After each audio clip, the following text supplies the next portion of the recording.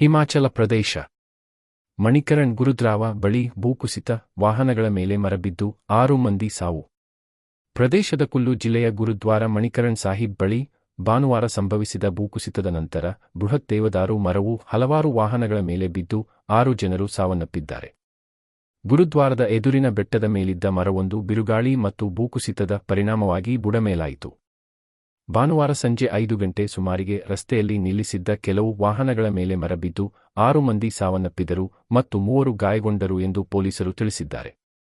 ಮೃತರಲ್ಲಿ ಬೆಂಗಳೂರಿನ ವಿಜಯನಗರದ ವರ್ಷಿಣಿ ಎಂಬ ಪ್ರವಾಸಿ ಕೂಡ ಸೇರಿದ್ದಾರೆ ಎಂದು ಮೂಲಗಳು ತಿಳಿಸಿವೆ. ಅವರು ತಮ್ಮ ಕುಟುಂಬದೊಂದಿಗೆ ಮಣಿಕರಣಕ್ಕೆ ಬಂದಿದ್ದರು. ಘಟನೆಯಲ್ಲಿ ಆಕೆಯ ತಂದೆ ರಮೇಶ್ ಬಾಬು ಕೂಡ ಗಾಯಗೊಂಡಿದ್ದಾರೆ.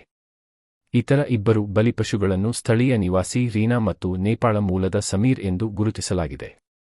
ಗುರುದ್ವಾರ ಮಣಿಕರಣ್ ಸಾಹಿಬ್ ಎದುರಿನ ಪಿಡಬ್ಲ್ಯೂಡಿ ರಸ್ತೆಯಲ್ಲಿ ಭೂಕುಸಿತ ಸಂಭವಿಸಿದ್ದು ದೇವದಾರು ಮರ ಬಿದ್ದಿದೆ. 6 ಜನರು ಸಾವನ್ನಪ್ಪಿದರು ಮತ್ತು 3 ಗಾಯಗೊಂಡರು.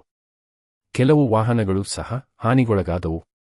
ಗಾಯಾಳುಗಳನ್ನು ಜಾರಿಯಲ್ಲಿರುವ ಹತ್ತಿರದ ಸಿವಿಲ್ ಆಸ್ಪತ್ರೆಗೆ ಸಾಗಿಸಲಾಗಿದ್ದು ಮೃತರನ್ನು ಗುರುತಿಸುವ ಪ್ರಯತ್ನಗಳು ನಡೆಯುತ್ತಿವೆ ಎಂದು ಉಪವಿಭಾಗೀಯ ಮ್ಯಾಜಿಸ್ಟ್ರೇಟ್ ಕುಲ್ಲು ವಿಕಾಸ್ ಶುಕ್ಲಾ ತಿಳಿಸಿದ್ದಾರೆ.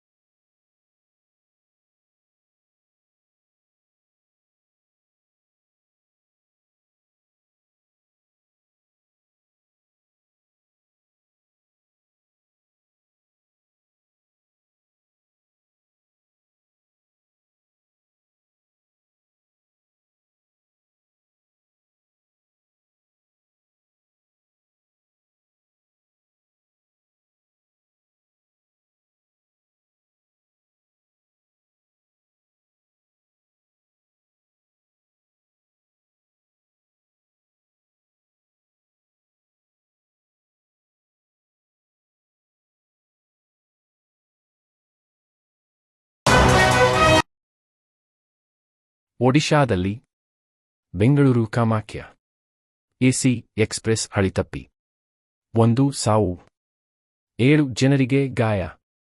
ಒಡಿಶಾದ ಕಟಕ್ ಜಿಲ್ಲೆಯಲ್ಲಿ ಭಾನುವಾರ ಎಕ್ಸ್‌ಪ್ರೆಸ್ ರೈಲು ಹಳಿತಪ್ಪಿದ ಪರಿಣಾಮ 1 ಸಾವನ್ನಪ್ಪಿದ್ದು 7 ಮಂದಿ ಗಾಯಗೊಂಡಿದ್ದಾರೆ ಎಂದು ಅಧಿಕಾರಿಗಳು ತಿಳಿಸಿದ್ದಾರೆ. ಬೆಳಿಗ್ಗೆ 11:54ಕ್ಕೆ ಮಂಗುಲಿ ಬಳಿಯ ನಿರ್ಗುಂಡಿಯಲ್ಲಿ ಎಸ್ಎನ್ವಿಟಿ ಬೆಂಗಳೂರು ಕಾಮಾಖ್ಯ ಎಸಿ ಎಕ್ಸ್‌ಪ್ರೆಸ್ನ 11 ಬೋಗಿಗಳು ಹಳಿತಪ್ಪಿವೆ ಎಂದು ಪೂರ್ವ ಕರಾವಳಿ ರೈಲ್ವೆಯ ಮುಖ್ಯ ಸಾರ್ವಜನಿಕ ಸಂಪರ್ಕ ಅಧಿಕಾರಿ ಸಿಪಿಆರ್ಒ ಅಶೋಕ್ ಕುಮಾರ್ ಮಿಶ್ರಾ ತಿಳಿಸಿದ್ದಾರೆ. ಗಾಯಗೊಂಡ 7 ಜನರನ್ನು ರಕ್ಷಿಸಿ ಹತ್ತಿರದ ಆಸ್ಪತ್ರೆಗೆ ಕರೆದೊಯ್ಯಲಾಗಿದೆ ಎಂದು ಒಡಿಶಾ ಅಗ್ನಿಶಾಮಕ ಸೇವೆಯ ಮಹಾನಿರ್ದೇಶಕ ಸುಧಾಂಶು ಸಾರಂಗಿ ತಿಳಿಸಿದ್ದಾರೆ. ಗಾಯಗೊಂಡವರ ಗರಿಷ್ಠ ಸಂಖ್ಯೆ 10ಕ್ಕಿಂತ ಹೆಚ್ಚು ಎಂದು ಅವರು ಹೇಳಿದರು. ರಕ್ಷಣಾ ಕಾರ್ಯಾಚರಣೆಯಲ್ಲಿ ಎನ್ಡಿಆರ್ಎಫ್ ಮತ್ತು ಒಡಿಶಾ ಅಗ್ನಿಶಾಮಕ ದಳದ ಸಿಬ್ಬಂದಿ ರೈಲ್ವೆಗೆ ಸಹಾಯ ಮಾಡುತ್ತಿದ್ದಾರೆ ಎಂದು ಅವರು ಹೇಳಿದರು. ರೈಲು ಬೆಂಗಳೂರಿನಿಂದ ಅಸ್ಸಾಂನ ಗುವಾಹಟಿಯ ಕಾಮಾಖ್ಯ ನಿಲ್ದಾಣಕ್ಕೆ ಹೋಗುತ್ತಿತ್ತು.